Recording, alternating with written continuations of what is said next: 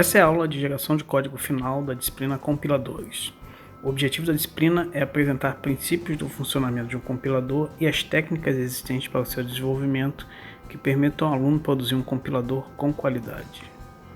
Nessa aula vamos falar sobre a geração de código final, o formato das instruções do código final, como é feito o controle de uso dos registradores e um algoritmo de geração de código final.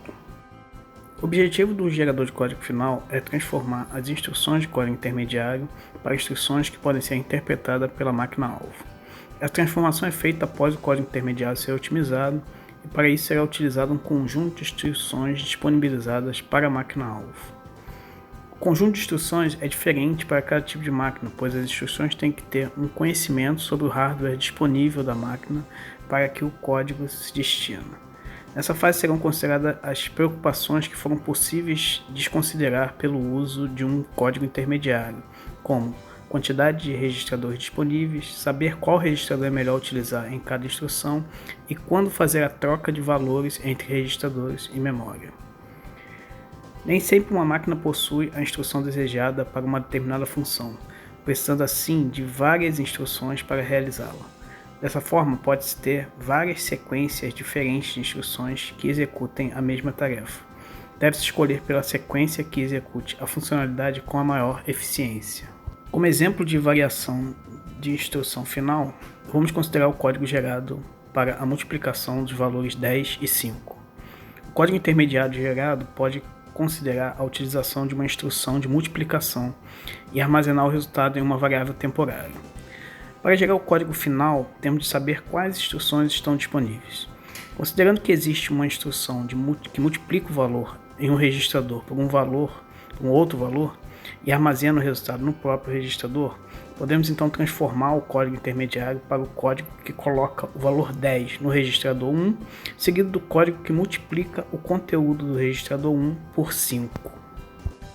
Já se não existir uma instrução para multiplicação, devemos utilizar outras instruções para realizar a operação. Uma possibilidade seria fazer a repetição da instrução soma e assim realizar a multiplicação. No caso então, teríamos que usar um segundo registrador para contar as vezes que fez a soma e a instrução que salta para a instrução se o valor no registrador não for zero. O fator mais importante no formato de uma instrução é a forma de fazer o endereçamento. Dependendo do número e do tipo de acesso feito, máquinas precisam de maior ou menor número de bits para representar uma mesma instrução. Cada instrução precisa reservar espaço para armazenar o código da operação que será realizada e os endereços necessários para a realização da operação. A forma de realizar endereçamento vai influenciar no espaço reservado para cada uma dessas partes. O formato da instrução depende do número de endereços e do tipo do endereço. Entre os possíveis formatos, podemos destacar instruções de 2 endereços com o tipo de acesso memória-memória, 2 endereços com acesso memória-registrador, 1 endereço acumulador-memória ou 0 endereço pilha-memória. Vamos falar sobre cada um deles agora. Instruções de 2 endereços memória-memória contêm, além do código da operação que será realizada, um par de endereços. Assim, a quantidade de bits que cada instrução tem restringe um número máximo de posições endereçáveis. Na imagem podemos ver a representação da instrução que possui dentro dela o código da operação que será realizada e o endereço de 2 posições de memória. Instruções de 2 endereços memória-registrador substitui um dos endereços pelo endereço de um dos registradores internos da CPU. Assim, o número máximo de posições endereçáveis na memória aumenta, pois o espaço para armazenar qual registrador está sendo usado é menor que o do endereço de memória. Na imagem podemos ver a representação da instrução que possui dentro dela o código da operação que será realizada, qual registrador está usando e o endereço de uma posição de memória. Instruções de um endereço acumulador memória substitui o uso de registradores pelo uso do acumulador da CPU.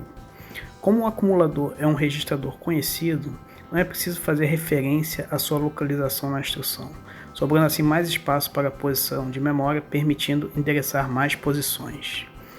Na imagem podemos ver a representação da instrução que possui dentro dela o código da operação que será realizada e o endereço de uma posição de memória. A instrução usa o acumulador que tem sua posição já previamente conhecida.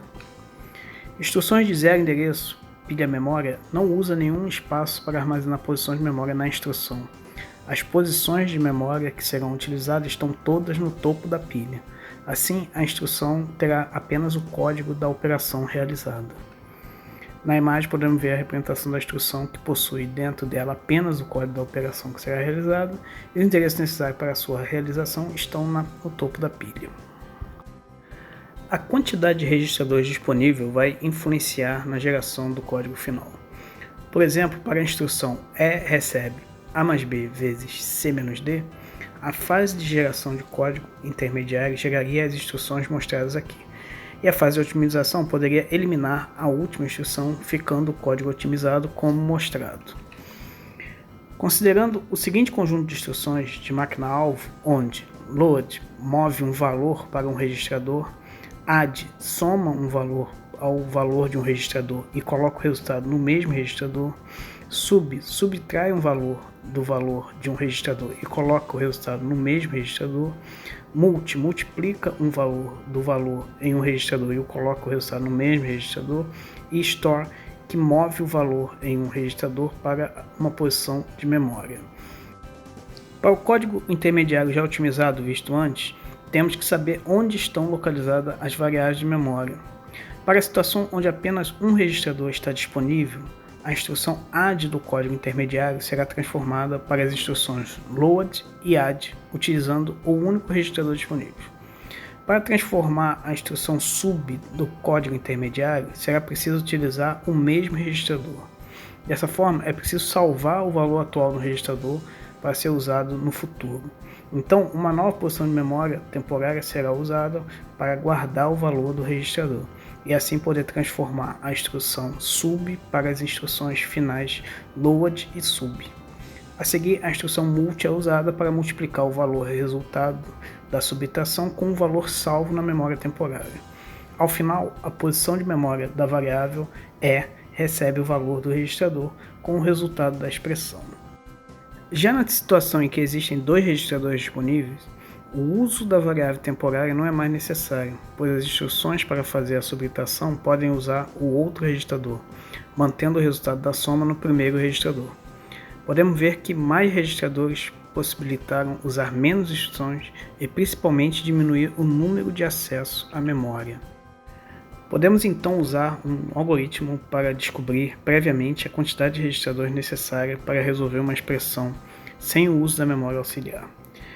Para uma expressão no formato ESP recebe ESP1 operador ESP2, se para calcular ESP1 são necessários N1 registradores e para calcular ESP2 são necessários N2 registradores, se N é a quantidade de registradores para calcular ESP, N será igual a N1 se N1 for maior do que N2 e N será igual a N2 se N2 for maior do que N1.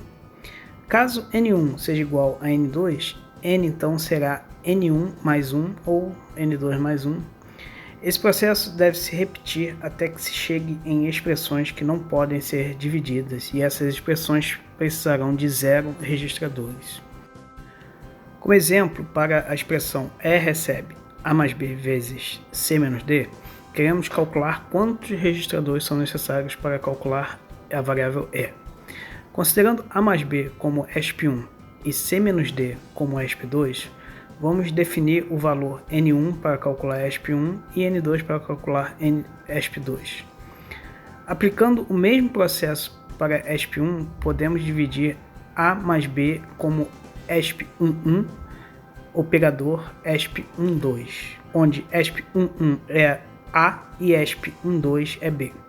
Para calcular ESP11, sendo a expressão sem poder mais ter divisões, temos que precisam de 0 registradores. O mesmo raciocínio vale para calcular ESP12. Assim, pelo algoritmo, para calcular N1 teremos N11 mais 1 registradores, tendo então N1 igual a 1. O mesmo acontece com N2 e chegamos a N2 igual a 1. Dessa forma, como N1 é igual a N2, podemos calcular o valor de N sendo N1 mais 1, chegando ao valor de N igual a 2, ou seja, são necessários 2 registradores para calcular a expressão do exemplo. Podemos então descrever o algoritmo principal para gerar instruções para operações do tipo x recebe y operador z como obter o registrador L para conter o resultado de y operador z usando o algoritmo obter-reg. Vamos falar sobre o algoritmo obter-reg mais para frente. Se y não estiver em L, deve-se gerar o código load ly para carregar o valor de y para o registrador L. Gerar código operador L, z', onde z' é a localização do valor de z, e indicar que L tem o valor de x. Se x não for usado novamente, gerar o código store x registrador L. Essas operações, considerando z' e não z como valor de z, é porque o valor de z já poderia ter sido carregado para outro registrador, e aí não precisa carregar o valor de z novamente para o registrador, bastando usar o registrador que tem o valor de z para essa operação. E a mesma coisa serve para a geração, o teste para saber se precisa salvar o valor de x, pois o valor de x pode ser usado novamente e sofrer uma nova alteração. Assim a gente teria salvo na memória o valor de x e teria de gerar novamente uma atualização de x, e seria desnecessário. E para terminar, o algoritmo para a operação x recebe y, ela é igual ao algoritmo descrito anteriormente, sem o passo 3. O algoritmo obter-reg então vai seguir o seguinte passo. Se o y já tem o seu valor no registrador L e o registrador L não possui outro nome associado, ou seja, não existe outra variável que também está com o seu valor no registrador L, esse obter-reg então vai retornar esse registrador para a resposta. Se não, vai se retornar um registrador que esteja vazio. Caso não exista um registrador vazio, vai armazenar o conteúdo de L na memória, ou seja, gerar o código store L para uma posição de memória, no caso uma posição de memória temporária, e vai retornar esse L para ser utilizado. E aqui termina a aula de geração de código final da disciplina compiladores. Falamos sobre o funcionamento da fase de geração de código final, o formato das instruções do código final, o controle que é feito sobre o uso dos registradores e um algoritmo para gerar código final.